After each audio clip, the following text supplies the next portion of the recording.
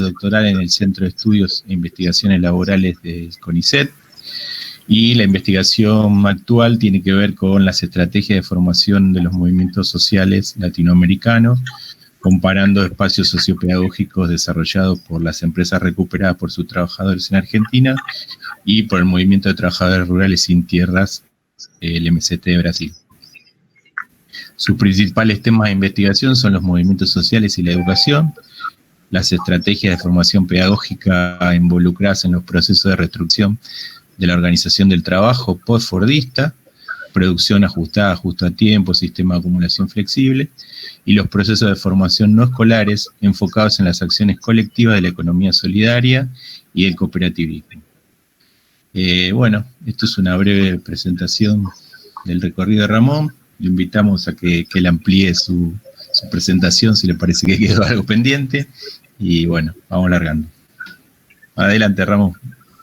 Bueno, yo soy Ramón, yo soy brasilero, pero hice mi estudio de maestría, doctorado y ahora de postdoctorado en Argentina. Y bueno, yo estuve 5 años en INPA, ¿no? La fábrica recuperada, me imagino que ustedes conocen. En el armado de la Universidad de los Trabajadores, que sería una universidad para hacer como una organización de todas las organizaciones que hay adentro de INPA, porque en INPA hay como un bachillerato popular, hay un centro cultural, un canal de televisión, la TV Barricada, y hacía falta como organizar todo eso, y ahí viene Vicente Citolema, que fue el fundador de la Universidad de las Madres de Plaza de Mayo, con la idea esa de armar una universidad ahí adentro, y de esa experiencia hoy están los profesorados, son como 4 profesorados que están ahí, y bueno, de esa experiencia surge mi tesis doctoral, como intentando de aclarar cómo se hizo esa universidad, pero también abordando el proceso de recuperación desde unificando la lectura de los intelectuales con aquello que los trabajadores me decían que había que tener en cuenta, que mucha gente cuando escribían sobre las fábricas, no daban el destaque necesario, principalmente eso de las organizaciones previas a la quiebra de la empresa, que creo que hay una pregunta, yo recibí como un montón de preguntas de ustedes, las puedo contestar todas sin problema, no sé si tenemos tiempo, pero eso, de que sí hay una organización previa a la empresa, a la quiebra de la empresa, que es fundamental para que se genere el proceso de recuperación, que yo traté de llamar de núcleo reivindicativo, pero no eso por sí solo tampoco garantiza que se va a recuperar una empresa. Es necesario pasar todo ese proceso que yo traté de ir poniendo los elementos que consideré centrales. Entonces serían como un proceso pedagógico en el cual tenés un montón de mediaciones para que el grupo llegue a recuperar una empresa. Entonces yo lo que hago es estudiar los procesos de autogestión, lo que llamo de pedagogía del trabajo asociado, y bueno, en las fábricas recuperadas yo tengo ahí un contexto urbano, y con el movimiento Los Sin Tierra tengo un contexto de campo, rural. Y trato de ver qué es lo que tienen, por supuesto, 2 contextos totalmente distintos, van a tener muchas cosas distintas, pero también tienen cosas similares. Que yo pude percibir cuando van a hacer un proceso, un espacio educativo, que yo llamo así para designar algo más en general, que no solo una escuela, no solo un momento en que están los alumnos en el aula. Entonces, por ejemplo, un elemento característico que yo puedo percibir en las experiencias socioeducativas de los movimientos sociales es que el espacio del aula no es el espacio privilegiado del momento pedagógico.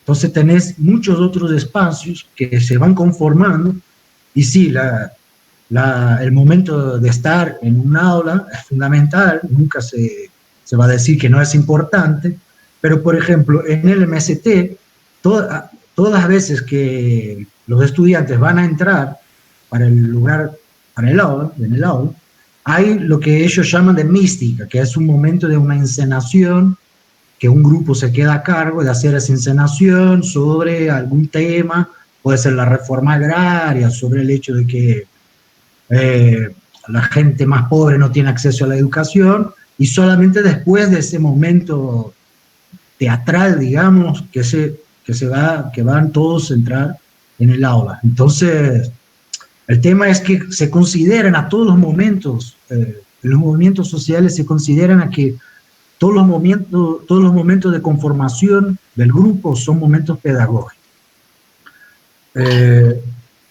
No sé si me estoy adelantando o si... No, bien, organiza como te parezca, cualquier cosa después intercambiamos. Porque de las preguntas que van a hablar de qué es el proceso de formación en las empresas recuperadas. Entonces, primero tenés un proceso de formación del grupo que va a generar la recuperación. Eso es, que es la conformación grupal. Yo trato de poner el énfasis en eso. Un proceso de conformación grupal que no es fácil, y cada grupo lo hace a su manera, en el cual se van a generar, un elemento central es la estructura vincular que se va a generar ahí. Entonces, yo lo que pude identificar en el proceso de recuperación es que empezás con lo que llamo de gestión de la resignación, como el trabajador resignado a aceptar las condiciones que pone el patrón, que va a decir que la empresa va mal, que hay que poner el hombro a la empresa, y claro, afuera de la fábrica o de la empresa está la situación de desempleo estructural, toda una serie de cuestiones que el trabajador va a ser como una amenaza al trabajador. Entonces al principio él va a aceptar esas condiciones de poner el hombro en la empresa, que significa en los hechos cortes de derechos laborales, de salario primero, obvio, hacer horas extras y no recibir por ello, y después cortes en la jornada de trabajo, que puede ser desde del comedor o ventilación, cosas de todo tipo. Pero con el cierre de la empresa la cosa empieza a complicarse, donde genera una situación de umbral de abismo, en que ahí sí los trabajadores tienen que pasar a tener una otra actitud, si es que van a recuperar la empresa. Es ahí donde el núcleo reivindicativo, que desde un principio ya venía alertando a los trabajadores sobre las maniobras de la patronal, él empieza a ganar más fuerza. Pero el tema es que cuando se produce un momento de ocupación de la planta, de la empresa, como algo de reivindicativo, no conozco ningún caso de empresa recuperada que desde un principio los trabajadores tenían ganas de autogestionar la empresa. Como los trabajadores son empujados para esa situación por falta de todos los interlocutores sociales que deberían ser los interlocutores de conflicto. Primero la patronal, después el Estado, políticos, jueces, todo eso, y todos le dan las espaldas. Y al momento de la ocupación yo veo que se sucede algo que es como un viraje, que los trabajadores generan espacios elucidativos en el cual se van a acordar de cómo era la empresa en sus mejores momentos, y van a empezar también a un protoestado autogestionario, que es hacer todas las tareas para mantener la ocupación, desde limpiar el lugar, pero también salir a la calle a pedir algo de dinero, o hacer un festival, cualquier cosa que les ocurran, diversos repertorios de acción ahí. Reciben ahí ayuda de los vecinos muchas veces, lo que galvaniza la unidad interna del grupo. Pero el tema es que a mí me parece fundamental es que el colectivo deje primero, que cada uno deje de poner el horizonte de la solución en algo individual. Yo me arreglo con el patrón, yo consigo otro empleo, Y principalmente, cuando esto ya no puede más suceder, el patrón va a cerrar la planta, los trabajadores ocuparon la planta, para mí lo principal es que el grupo de trabajadores abandone la expectativa de que la solución para el conflicto está fuera del grupo y pase a creer que la solución está adentro del grupo.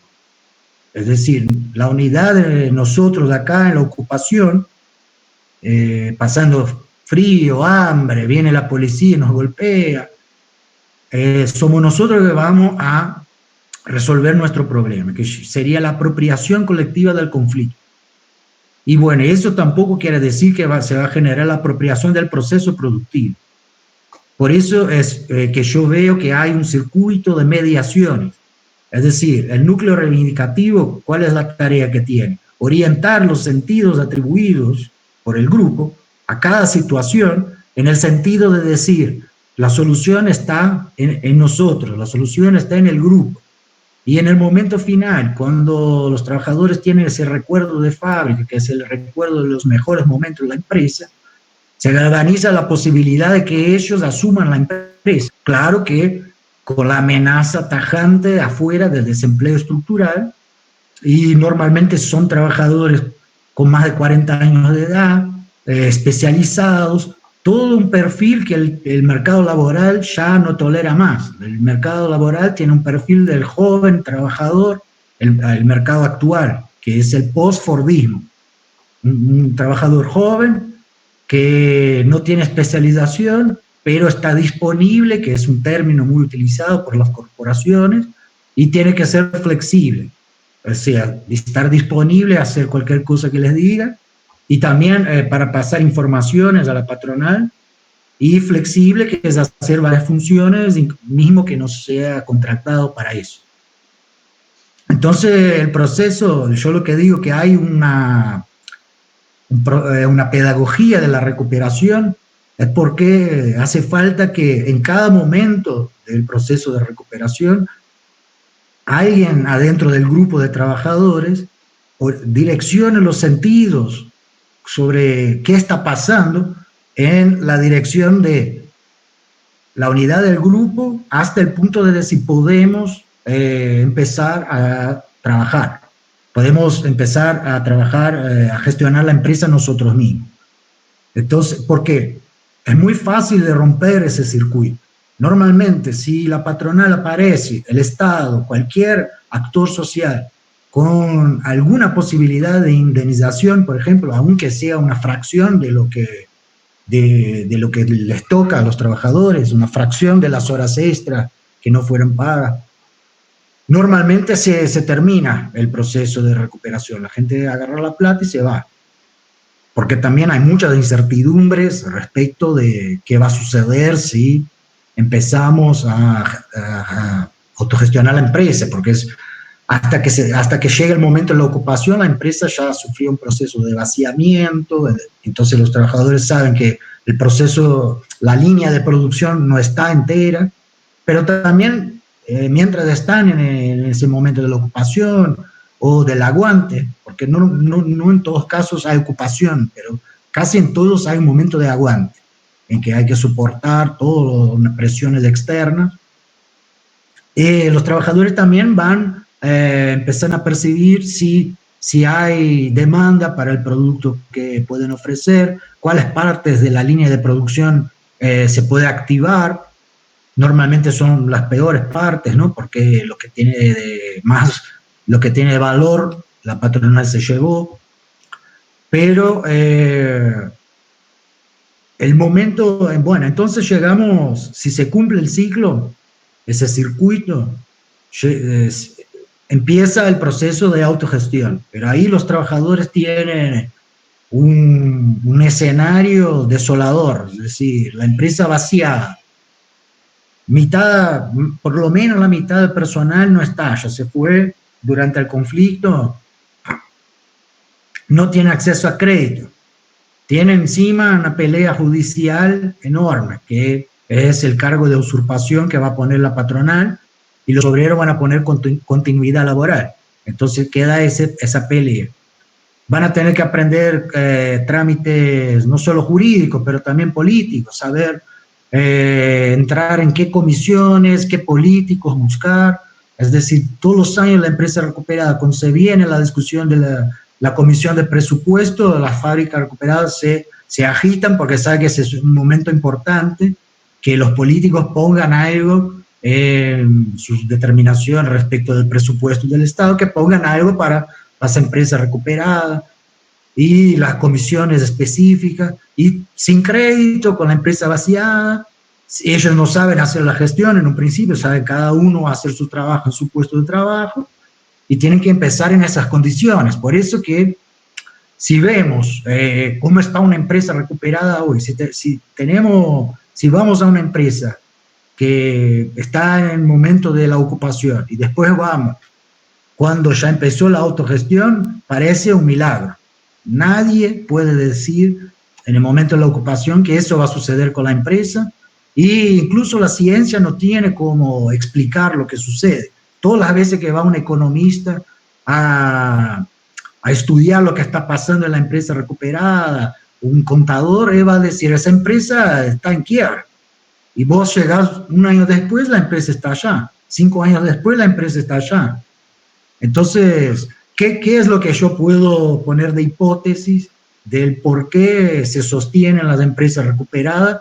¿Qué es lo que dicen los trabajadores del costo patronal? El costo patronal es tan alto que aún una empresa en condiciones malísimas puede generar renta a los trabajadores, y la media, una empresa recuperada consigue generar ingresos iguales o un poco superior a la media de la rama que ocupa. Es decir, los trabajadores de INPA reciben igual o un poquito más que los demás trabajadores en otras metalúrgicas que están haciendo trabajos similares. En otros casos no, hay casos que la empresa está en dificultades, hay otros, es muy heterogénea la situación de cada empresa. Pero el hecho de que las empresas recuperadas están, no hay una explicación científica que pueda dar, aclarar cómo es posible que se sostenga la empresa. Si una persona va a hacer las cuentas de la empresa, llega un contador y agarra todas las cuentas, él va a decir, esa empresa ya está en quiebra. Y no es así, ¿no? Entonces, ¿qué hacen los trabajadores? En un primer momento tienen que compartir un saber hacer de la gestión, entonces todos empiezan a hablar lo que hacían, y entonces se genera, aunque mentalmente, el flujo productivo, un flujograma de cómo es la línea de producción en esa empresa. Entonces, en una empresa recuperada, cada trabajador tiene su puesto de trabajo, que es el que le gusta trabajar ahí en ese puesto, pero todos los trabajadores saben hacer lo que hace el otro. O sea, se comparte un saber hacer, y eso para mí es fundamental, porque eso no se adquiere en la escuela, eso hace falta años, y muchos años, que es otra cosa triste que pasa en Argentina, también un poco en Brasil, que se está perdiendo un capital cultural, un capital de trabajo, que tardan décadas en generarse, que son un obrero, que la empresa quiebra y él se va a casa a vivir de cualquier otra cosa que no sea el oficio en la máquina, es algo que el país entero pierde, porque tarda muchos años, muchas décadas en generar ese tipo de capital de trabajo. Por ejemplo, yo tengo 2 situaciones que pude presenciar de una empresa canadiense que tenía una pieza de una máquina que, ¿cómo se dice eso? Era como una tuerca, pero la parte de adentro se había perdido como donde se prende, ¿no? Ahora me falta un poco el castellano para explicar algo tan específico. ¿Cómo, Marcelo, no tenés el audio? La rosca. La roca. La rosca. Entonces tardaban como meses en traer otra roca esa de Canadá. Y fueron a través de gente de la fábrica recuperada, a un oficiero que tenía ahí en el garage de su casa las máquinas que todavía tenía, y él con la máquina hizo otra vez, como diseñó adentro de la pieza esa, para que pudiera funcionar los meses que faltaban llegar la pieza del extranjero. Y un otro caso, una otra empresa quería saber, tenía una pieza de metal y quería saber cuántos % de cada tipo de metal que tenía dentro de la pieza, y el medidor también iba a tardar un montón de llegar del extranjero. Y el obrero preguntó a los otros, ¿puedo destruir la pieza? Y dijo, sí, claro, teníamos miles de estas. Y puso como en una lija y dijo a la persona de la empresa, mira, lo que sale para arriba, la faísca, como se dice, la chispa, la chispa que sale para arriba es tal metal, y la chispa que sale para abajo es el otro metal. Entonces tenés 70% de ese metal, 30% del otro. Entonces eso es un ejemplo claro de un saber hacer que todas esas empresas multinacionales, con toda su gente, CEO y etcétera, no adquiere. Eso se adquiere con la experiencia. Y entonces las fábricas recuperadas significan también la preservación de ese capital de trabajo.